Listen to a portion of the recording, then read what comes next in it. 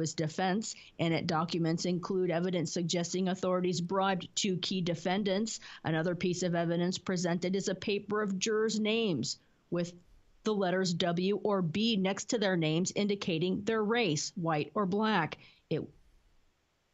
Abu Jamal's attorneys argue it was meant to exclude blacks from the jury, which is a federal crime. Civil rights attorney Benjamin Crump says a San Antonio, Texas police officer racially profiled a teenage boy before shooting him 10 times. Eric Cantu is now fighting for his life. Police officers said James Brand was responding to an unrelated disturbance when he saw Cantu inside his car at a McDonald's parking lot eating a hamburger. Crump said the family was told their 17-year-old had the same haircut as a suspect the rookie officer had tried to stop the day before. She profiled this young Hispanic teenager. There's no question about it, about what the officer said from his own words. It was a Hispanic kid with a bowl-shaped haircut. That's it. That's why we're here. That's why he shot 10 times. 10 times.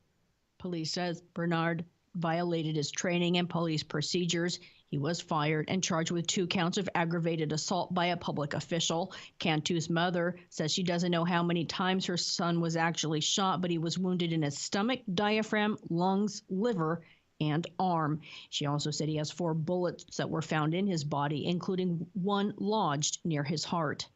I'm Christina Onnested, reporting for Pacifica Radio. Good day and welcome to Letters and Politics. I'm Mitch Jeserich. The Congressional Progressive Caucus has rescinded a letter to President Joe Biden that urged him to use diplomacy, along with continued military support, to push for a ceasefire in Ukraine and to avoid prolonging the war. The letter was sent on Monday of this week, but was immediately criticized by Democrats, including by several members who actually signed onto the letter, stating that they signed the letter when it was first written in the summer, and that a lot has changed since then. The chair of the Congressional Progressive Caucus, Pramila Jayapal, took responsibility for the release of the letter, saying this, quote, "The proximity of these statements created the unfortunate appearance that Democrats, who have strongly and unanimously supported and voted for every package of military, strategic, and economic assistance to the Ukrainian people, are somehow aligned with Republicans who seek to pull the plug on American support for President Zelensky and the Ukrainian forces." The letter was signed by 30 Democrats, including Barbara Lee, Ro Khanna, Alexandria Ocasio-Cortez, Mark DeSaulnier, Ilhan Omar, and many others.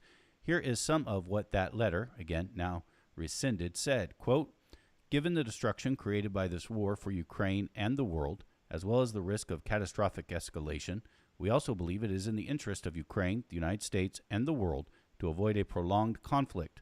For this reason, we urge you to pair the military and economic support the United States has provided to Ukraine with a proactive diplomatic push, redoubling efforts to seek a realistic framework for a ceasefire."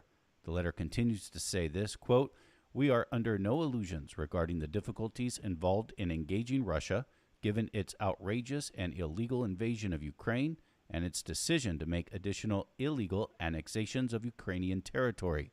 However, if there is a way to end the war while preserving a free and independent Ukraine, it is America's responsibility to pursue every diplomatic avenue to support such a solution that is acceptable to the people of Ukraine." The Washington Post reports that several members who originally signed on the letter have now withdrawn their support for it, including Sarah Jacobson of California, who may be in line for a Democratic leadership position next year. She said this, quote, "I signed the letter on June 30th, but a lot has changed since then. I wouldn't sign it today. We have to continue supporting Ukraine economically and militarily to give them the leverage they need to end this war." In her mea culpa, Pramila Jayapal said this, quote, "Let me be clear. We are united as Democrats in our unequivocal commitment to supporting Ukraine in their fight for their democracy and freedom in the face of the illegal and outrageous invasion by Russia." She said, quote, "Diplomacy is an important tool that can save lives, but it is just one tool." And finally, Democratic Speaker of the House of Representatives in Croatia yesterday, Nancy Pelosi of San Francisco, said this, and she never did sign on to this letter. She said this yesterday in Croatia, quote, All of us here pledge to stand with Ukraine and with Ukrainian people, recognizing their courage in Crimea and other territories that President Vladimir Putin has attempted to illegally annex and across the country until victory is won. And that is what we will do until victory is won. Today we continue our series of conversations about the left, the political left, and the war in Ukraine. My guest today is Richard Becker. Richard Becker is the Western Region Coordinator of Answer, Act Now to Stop the War and End Racism Coalition. He is the author of many books, including Palestine, Israel, and the U.S. Empire, The Myth of Democracy and the Rule of the Banks. He's also co-author of such books as Storming the Gates, How the Russian Revolution Changed the World, Revolution Manifesto, Understanding Marx and Lenin's Theory of Revolution, and Democracy and Social and Class Society. Richard Becker, it's a great pleasure to welcome you back to this radio program. Thanks very much, Mitch. Thanks for having me on. Before I get to the first question about this particular letter that was rescinded by the Congressional Progressive Caucus, let me let listeners know that once again, if you're listening to us live in California at KPFA in Berkeley, KFCF in Fresno, or KPFK in Los Angeles, you can participate in this conversation by giving us a call and joining us on air. The phone number is 1-800-958 9008 1-800-958-9008. For our listeners outside of California, you're probably not listening to us live. Regrettably, we won't be able to take your call. We are broadcasting our conversation today on our YouTube channel. Just look for Letters and Politics. There is a comment section that you can also leave a comment, and I will try to work some of those in.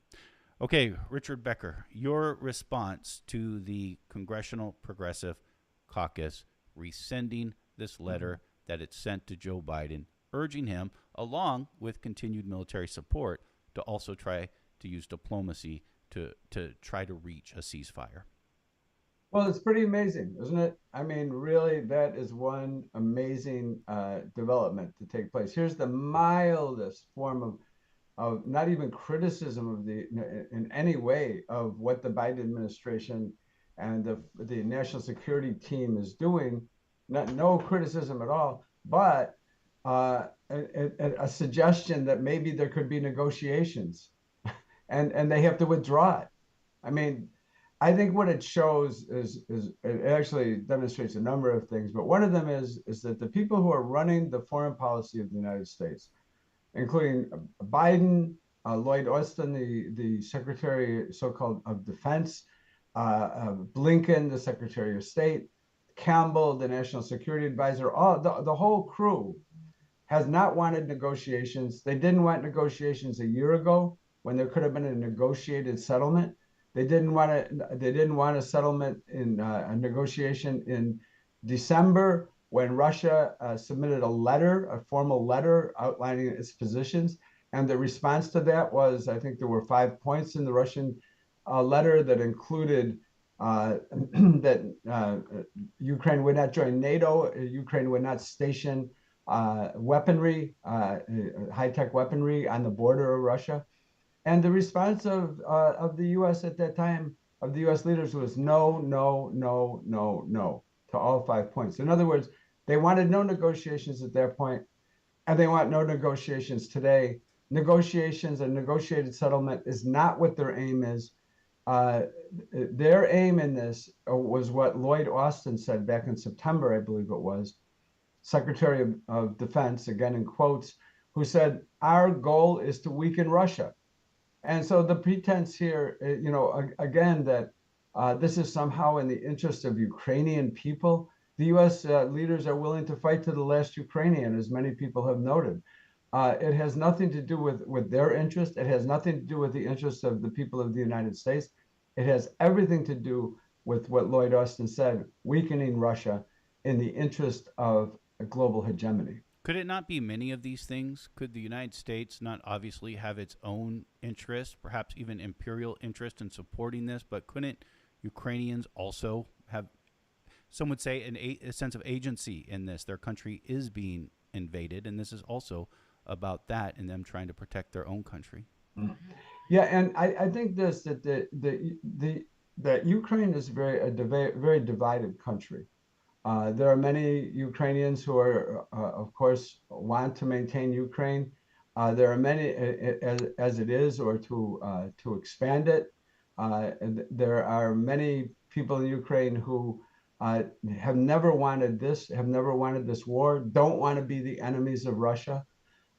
We should recall that back in 2014, when the government was overthrown by fascists, I mean, these were not, semi-fascist. I'm not talking in hyperbole.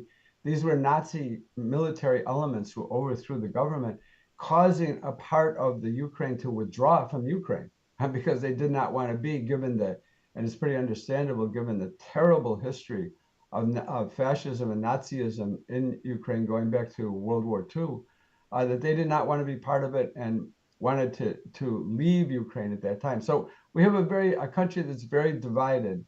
But the idea that there could have been a settlement in this, I think, is irrefutable. Those who stood in the way of a settlement were not so much in Ukraine as in the U.S., in London, in NATO, which is of course an organization under U.S. control. There will be those who say the statement that in 2014 the government was overthrown by Nazis is a gross overstatement, that yes, Ukraine does have a fascist problem, as does many countries across the world, including the United States, but to claim that it was just Nazis or fascists is a gross overstatement and not recognizing the overall desire by many, especially in the western portions of Ukraine, for a change in leadership. Well, that's a very interesting point because certainly not everybody who was opposed to the government at that time was a Nazi or a fascist. The government at the time was a government of kind of national unity. They didn't want to be more aligned with Russia. They wanted to have a neutral path. That was not acceptable, and there were demonstrations. The demonstrations began really in November of 2013, and they began over the government's rejection of an IMF World Bank loan in favor of a loan from Russia. Ukraine was in a financial and economic crisis at the time. And so the demonstrations were taking place, and then there was a resolution supposedly that came about in February. I mean, everyone in the world thought that there was a resolution because it was Poland and France, and the U.S. was in on the negotiation too with that government and with the opposition. And the agreement was that the police would be withdrawn from the square, the Maidan Square in the capital, Kyiv, and they would be withdrawn. And then the demonstrations would end, and there would be a new compromise government that was formed. So the police withdrew, and when the police withdrew, it was not the mainstream elements who overthrew the government, invaded the presidential palace and overthrew the government. It was actual Nazis, neo-Nazi Svoboda Party, and the far right, the right sector, as it was called. That's who overthrew the government. It was not a broad movement that overthrew the government.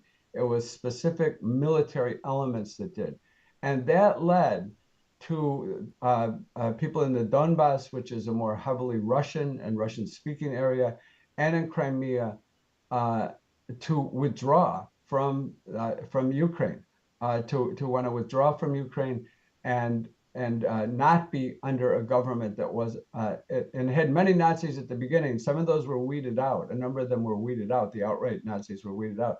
But it was the Nazis, who overthrew the government. There was not some peaceful means by which it was done. It was a violent overthrow. What is your view about Russia's invasion into Ukraine? Well, we, as the Answer Coalition, we have not supported the invasion, but what we have made clear is our view that this was a war that came about because of the U.S. and NATO expansion and the desire to expand even further into Ukraine. And there's, many foreign policy figures have pointed out, and some of them, surprisingly in dissent, that if Ukraine becomes a hostile force, in other words, if it joins NATO against Russia, that it really would very seriously and permanently weaken Russia.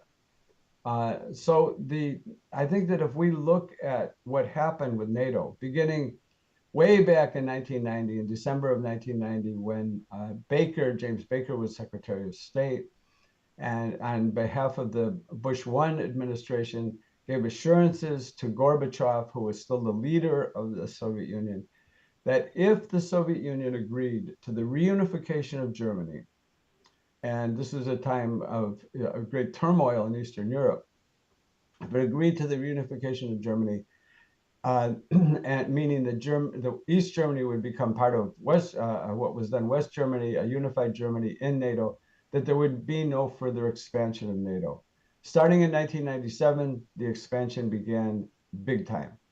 At the time of the end of the Soviet Union, and this was supposedly a strategic defensive alliance against the Soviet Union. I don't think it ever was. I think it was always an offensive alliance, but there was no more Soviet Union. And in 1991, there were 16 members of NATO.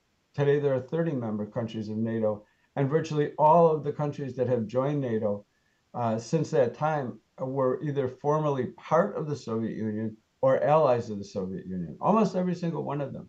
So I think it's impossible to look at it from the Russian point of view and not see this as an encroachment and a surrounding of Russia with hostile military forces. There will be those who will say Russia is also responsible for this dynamic and for Ukraine wanting to join NATO. I've heard people point to what was known as the Budapest agreement, that Ukraine gave up its nuclear weapons in the 1990s in exchange for Russia to guarantee its Ukraine's protection, that Russia itself became bellicose. You saw what happened in Chechnya, happened in Georgia, and then the annexation of Crimea in 2014, and that these developments would cause Ukraine to want to join NATO. However, it didn't seem as though it was imminent that Ukraine was on the verge of joining NATO anytime soon. Well, if NATO had joined, I mean, if Ukraine had joined NATO in 2014 or joined the European Union in 2014 as a step toward that, it certainly would have indicated that the Ukrainian government was going in a very different direction, and in a direction which perceived in Russia as a hostile direction. It's interesting to things that aren't brought out in the media here at all. In 2014, that new government, which was an extreme right-wing government, chosen by the United States, there's that famous taped call from Victoria Nuland, who was then the Assistant Secretary of State for Eurasian Affairs and the U.S. ambassador to Russia, where she says she rejects a number of people as potential new leaders. This was before the coup. And then she says, Yats is the guy. And Yats, meaning Yatsenyuk, who was a finance minister at the time. And lo and behold, and a couple of weeks after the coup happened in February of 2014, Yats becomes the new prime minister of the country. But that new government that came in, and rather than be a government to unify people, and this is very significant, particularly in regard to the Donbass and Crimea, but not strictly those areas. But the new government outlawed Russian and Greek as official languages. Now that might be the Greek part might be a big surprise to people, because Greek, it's Crimea, one of the languages of Crimea was still Greek. As well as the dominant language of the area, which is Russian. So this was really very clearly moves that were made to make it clear that the Russian speakers, the Greek speakers, other minorities were now going to be at an extreme disadvantage at the hands of a government in Kiev that was a right-wing government with fascist elements in it. Does that justify Russia invading Ukraine? Well, as I said, we have not supported we did not support the invasion, uh, but we, as I said over and over, have said repeatedly here and many, many times before, is that this is really a proxy war by the U.S. and NATO, and that it's something, it's really interesting to look back a year ago. And we kept wondering, why do they keep saying, why does Blinken and Biden and all of them, why do they keep saying, all these foreign policy leaders, we're sure that Russia is going to invade. And and they said, however it goes, we're ready for it.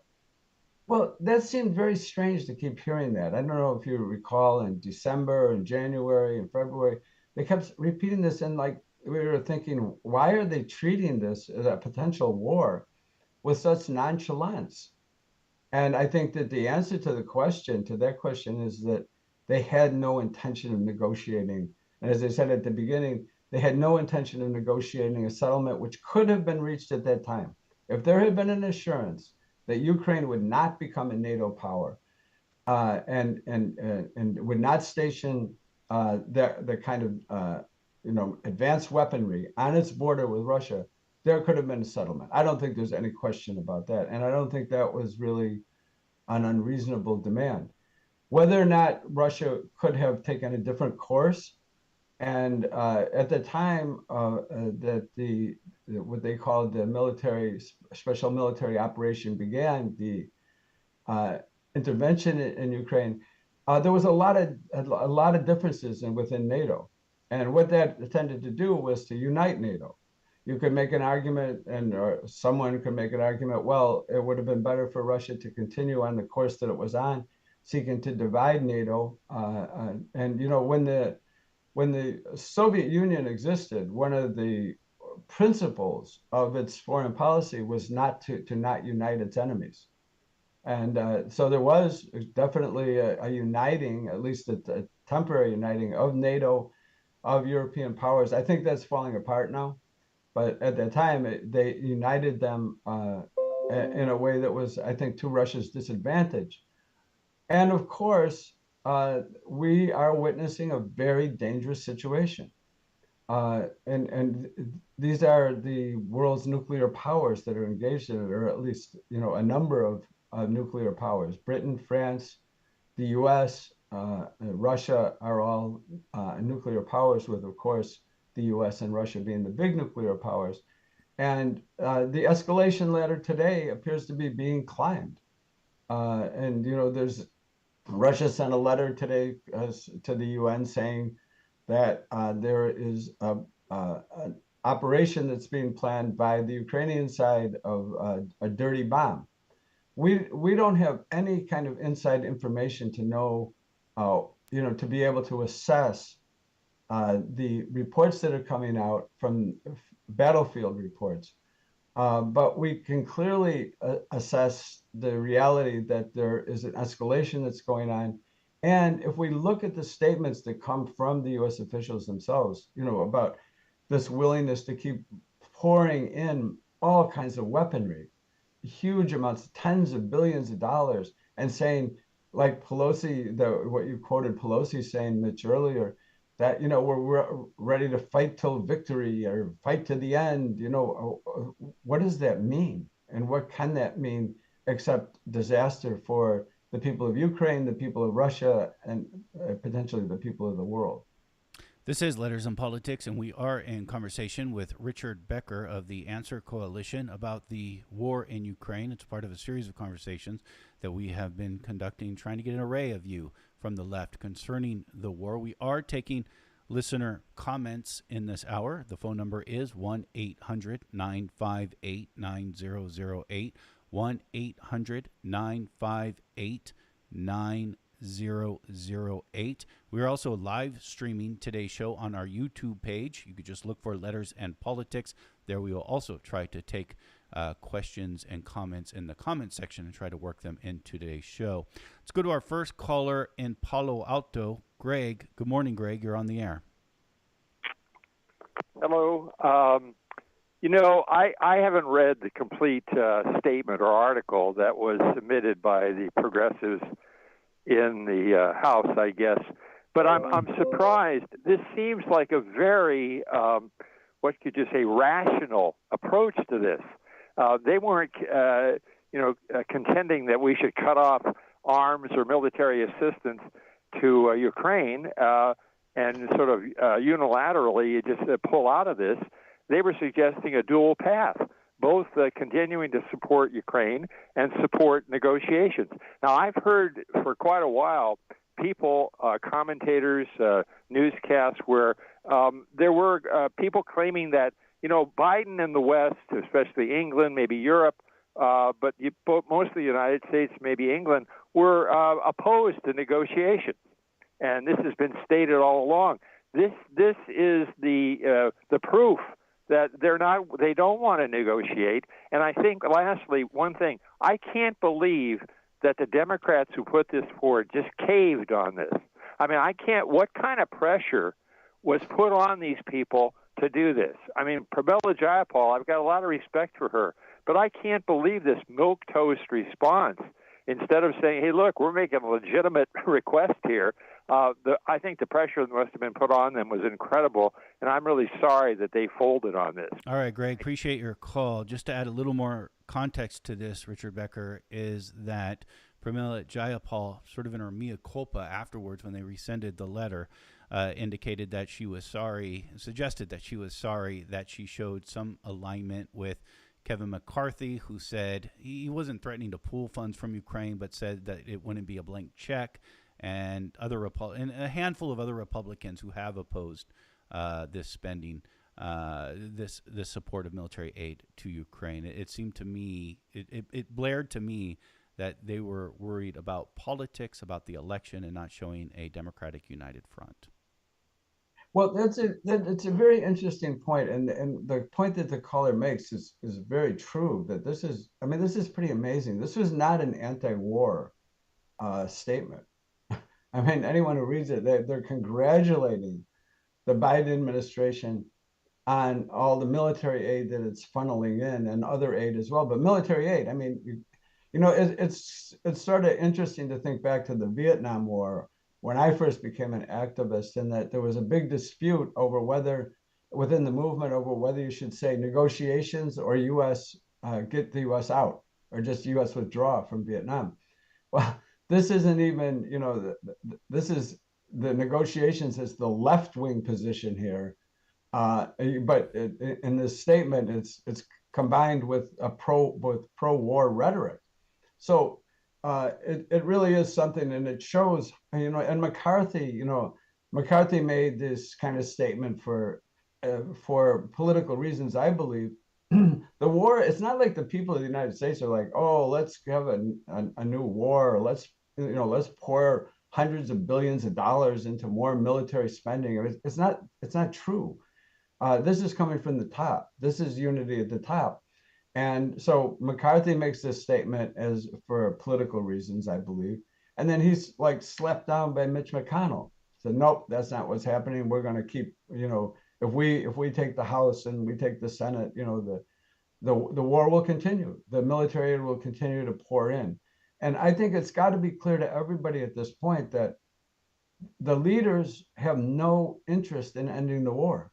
For them, the war is accomplishing purposes, their purposes, or a number of their purposes.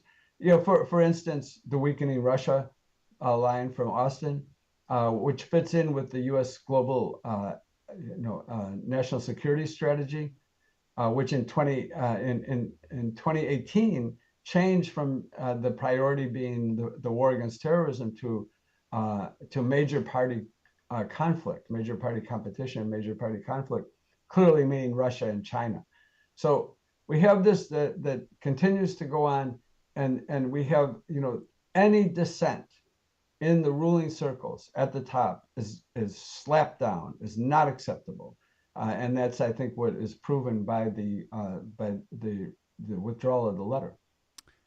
On our YouTube channel, Mira Martin Parker asks this: can you discuss the ideological differences between the United States, Russia, and China, And if I could just add to that, it's interesting when we talk about a split in the left. In the 20th century, we had a split in the left when it came to the Soviet Union. Of course, that was a socialist, communist country. You had ideological differences. Do you see ideological differences today between Russia and the United States? I don't know if we would put it in terms of ideological differences in the way that it's been used in the past. But I think that the U.S. is the only country in the world which has a strategy, a national security strategy that calls for global domination. That's what the U.S. So that, from an ideological point of view, is extremely important. I think the idea that Russia is an imperialist power and wants to dominate the world, I think that's completely false. And I think it's completely false about China.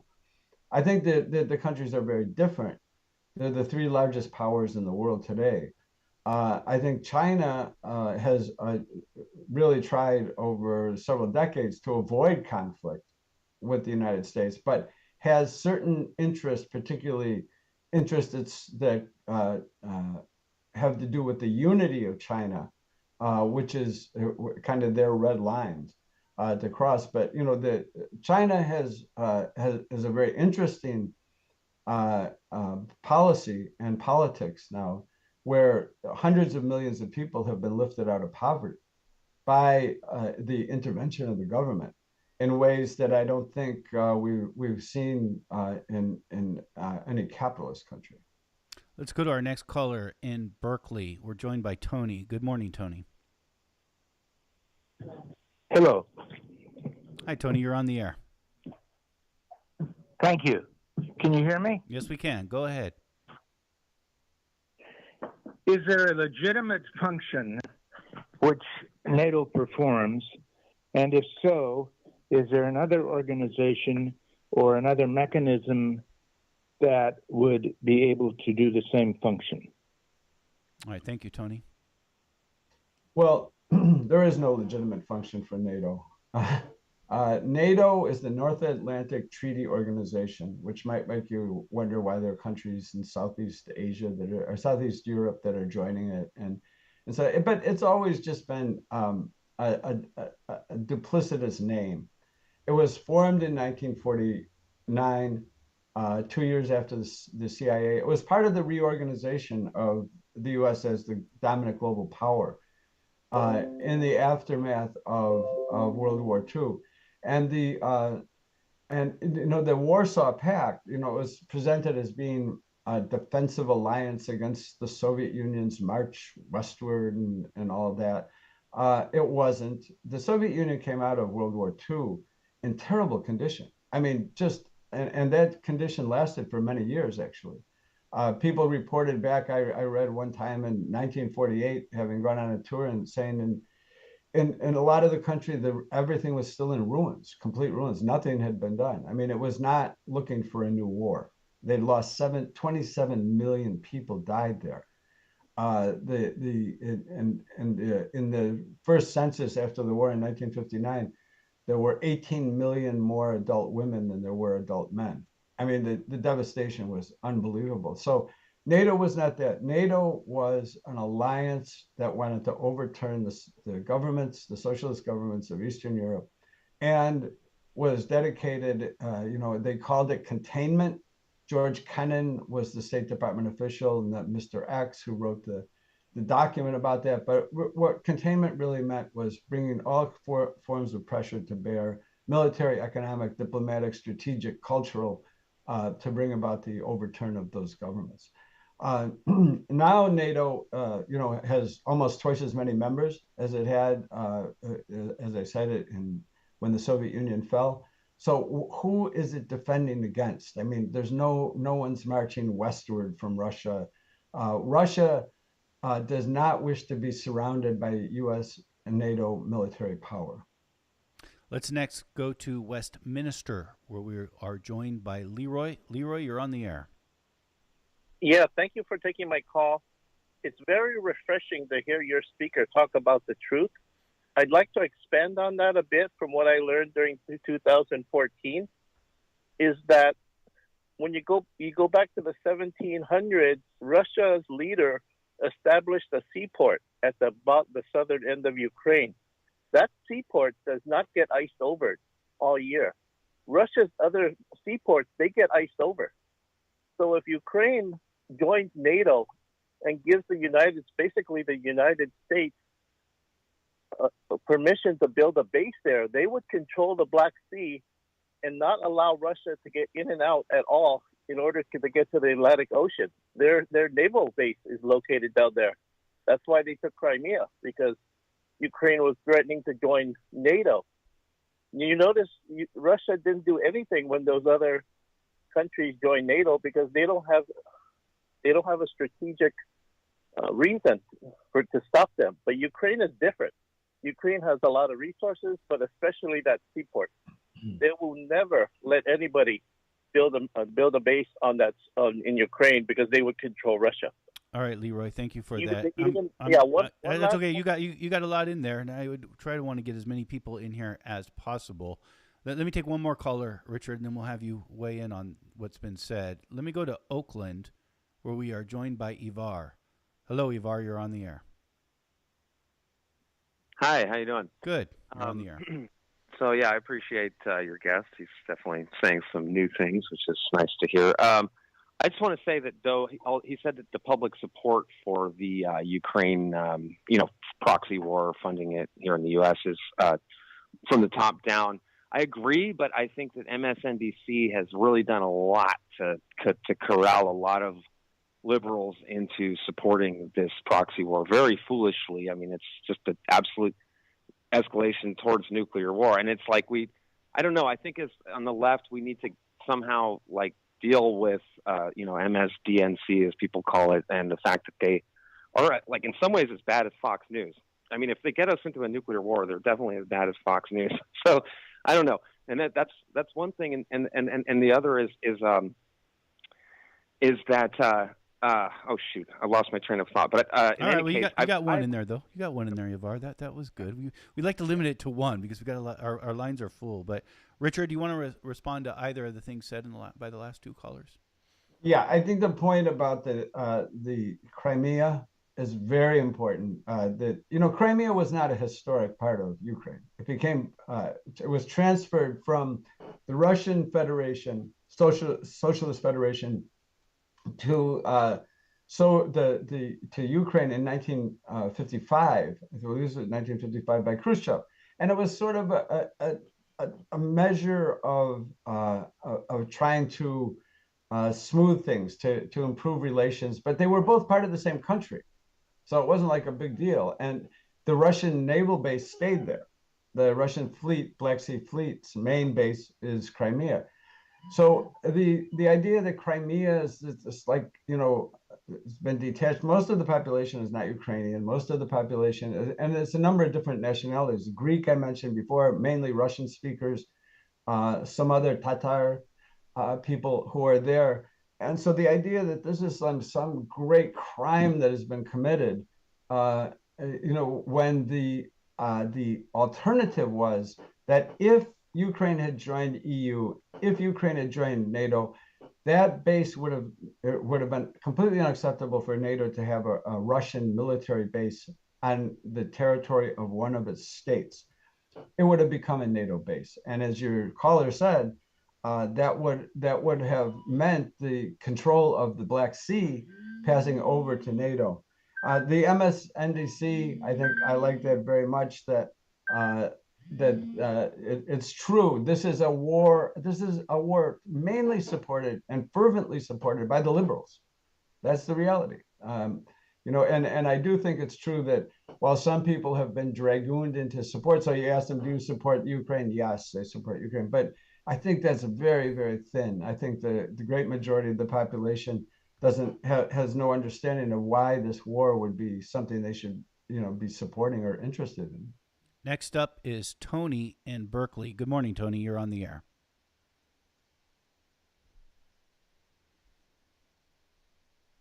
Hello, Tony. I'll move on. Next, we will go, and let me just let people know that when you are listening to us, if you're on hold, if you listen to the radio, it's in delay. So make sure you are listening to the radio. Next, we're going to go to San Francisco, where we are joined by Mike. Hello, Mike. You're on the air. Just want to say I agree with just about everything Mr. Becker has to say.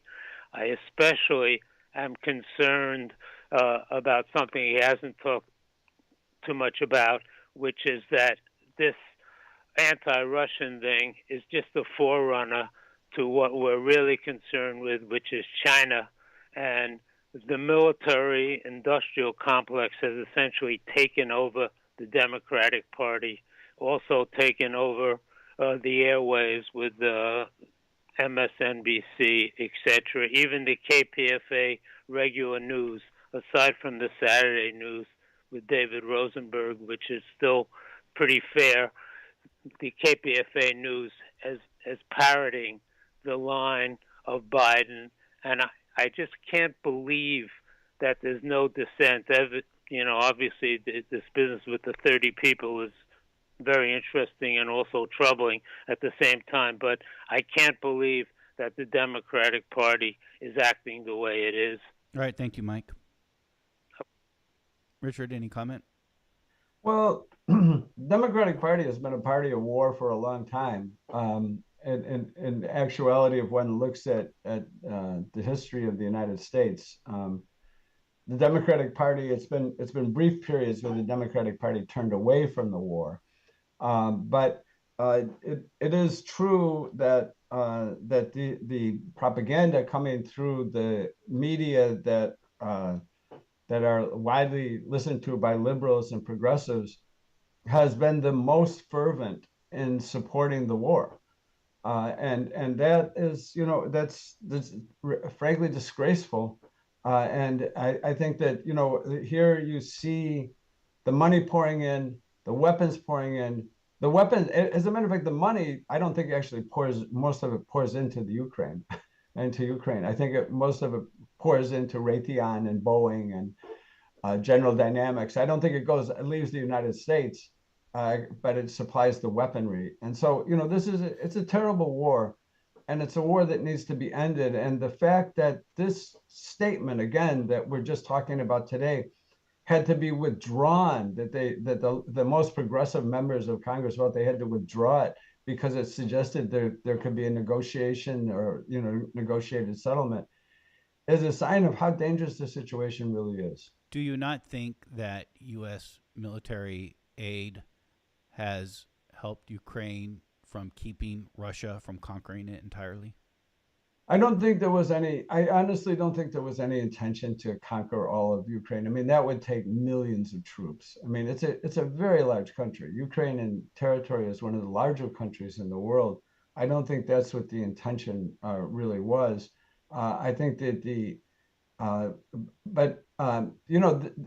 and again, I want to emphasize, we consider this to be a great tragedy, that here are the people of two countries that were two states that were really part of one country just a few decades ago, and who have had their own differences over the years and over the centuries.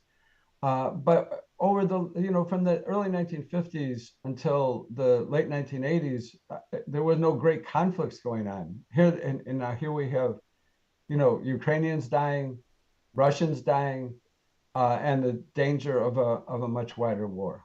Can it be argued then on a lesser scale then that military aid from the United States helped Ukraine have a stronger position for when there finally is a deal, a ceasefire, that Ukraine is in a better position than it would have if Russia was calling all the shots?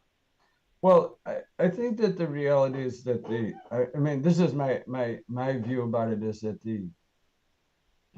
there's not going to be a settlement where it goes back to what it was before. And the idea and what we keep hearing from the officials in Washington and Vladimir Zelensky, who's very much, I think, in the pocket of the U.S. And does he says what they tell him to say. I think that what they keep saying is that they're going to keep fighting on till the end, and they're going to take and they're going to all the territory will be retaken, including the Crimean Peninsula. And they keep saying this over and over again. That can't happen. I don't see how that can possibly happen. So if we keep pouring the weaponry in, it's going to prolong the war, and it has prolonged the war. There wouldn't be. I don't think the war probably wouldn't be still going on. But there's, from the Washington's point of view, until the people here reject it, and that's where the critical, and people in other countries, particularly in the other NATO countries, reject this war. I think the war, unfortunately, is going to continue. Will in San Francisco is next. Good morning, Will. You're on the air with Richard Becker. Thank you very much, Mr. Becker and KPFA for all the excellent information I've gotten. Let me get my speaker off here. I want to simplify a little bit because I'm just an older guy, and I see a pattern of behavior by the by the United States that tells me that they are overreaching again. And I just know that they're up to something really nefarious and things that they're not telling us. And I would only tell you a little bit about my story as quick as I can. I was an iron worker, a rigger, and I had run afoul of my business agents in the San Francisco Police Department here in San Francisco. I was not a criminal, and I was solicited one day in July of '01 to fly to New York in July of '01 and work in 3 high-rises downtown. Now the two guys that solicited we do want to keep this. Will, you'll forgive me, Will. We appreciate your call and your perspective. We are trying to keep this focused. We're going to go on now to the next caller, who is in Redwood City, and then we'll get your response, Richard Becker. Andy in Redwood City. Good morning, Andy. You're on the air. Hello. Good morning. Good morning, Mr. Becker. Thanks for having this guest on. I just wanted to say the Russian people are a very proud people. I come from a Russian Orthodox background. Half my family is Eastern European, a ethnic group really associated with the Russians. And they're a very proud people. And when Gorbachev had the Becker talks originally with the breakup of the Soviet Union in the 1990s, and I think Mr. Becker alluded to this, Baker made the statement that we wouldn't move 1 inch towards Russia with NATO.